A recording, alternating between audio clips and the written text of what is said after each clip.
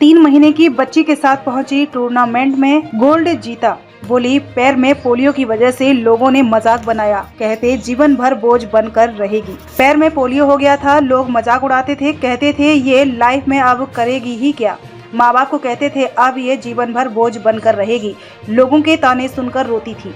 ये कहानी है कंबोडिया में इंटरनेशनल थ्रो बॉल टूर्नामेंट में गोल्ड लाने वाली सोनिया चौधरी की। 5 से 7 दिसंबर तक हुए ऐसे टूर्नामेंट में वे अपनी 3 महीने की बच्ची के साथ गईं और वहां के ही खिलाड़ी को हराकर गोल्ड मेडल जीता। जयपुर लौटने पर जब सोनिया चौधरी से बातचीत की गई तो उन्होंने अपने संघर्ष के दिनों को याद करते हुए जीवन से जुड़े एक्सपीरियंस शेयर किए। सोनिया चौधरी अभी शासन सचिवालय में चिकित्सा विभाग में यूडीसी पद पर कार्यरत है। गांव से निकलकर बनाई खेल में पहचान।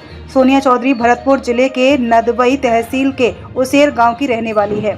सोनिया बताती हैं कि जिस परिवेश वे आई हैं, वहां लड़कियों का पढ़ाई करना और बाहर निकलना अच्छा नहीं माना जाता था। मैं पढ़ना चाहती थी, लेकिन दिव्यांग होने के कारण मेरे लिए कुछ आसान नहीं था। मेरे जन्म के 15 महीने बाद जब चल नहीं पाई तो पता चला कि पोलियो हो गया है। इसकी वजह से मेरा एक पैर पूरा खराब हो गया था। पैरों की समस्या के बाद भी मुझे लगता था कि मैं स्पोर्ट्स में आगे जाऊंगी, लेकिन जब किसी को खेलते हुए या दौड़ते देखती तो कुछ करने की इच्छा होती। गांव में रहने की वजह से मेरे पिता को ये सब अच्छा नहीं लगता था। मेरी माँ पढ़ी लिखी नहीं थी, लेकिन मेरे पिता की इच्छा के खिलाफ जाकर वह मेरे साथ खड़ी रही। एक वक्त ऐसा भी आया कि मेरी पढ़ाई और खेलकूद के लिए उन्हें गहने तक बेच दिए। पैर में पोलियो की वजह से समाज और लोगों ने मजाक बनाया, ताने मारते तो रोने लगती थी। सोनिया ने बताया पोलियो की वजह से समाज और लोगों के बीच कई बार मेरा मजाक बना। लोगों ने कई बार ऐसे कमेंट किए कि सहन भी नहीं हो पाता था। कभी किसी ने मेरे दिव्यांग होने पर हंसी उड़ाई तो कोई कहता था एक पैर नहीं है, जीवन में क्या ही करेगी, इसे तो पढ़ाना लिखाना भी बेकार है। लोग ताने देते थे ये तो जीवन भर अपने परिवार पर बोझ बनकर रहेगी।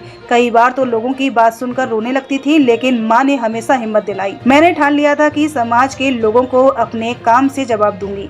साल 2015 में मुझे जयपुर फुट लगा तो हिम्मत आई। मैंने पॉलिटिकल साइंस में एमए की पढ़ाई की और बीएड किया। इसके बाद जयपुर में शासन सचिवालय में चिकित्सा विभाग में यूडीसी के पद पर नौकरी मिली। शादी की बात पर घर वाले थे नाराज। सोनिया के पति आरब चौधरी उम्र 27 वर्ष बिजनेसमैन हैं। दोनों की मुलाकात साल 2017 में फेसबुक पर हुई थी।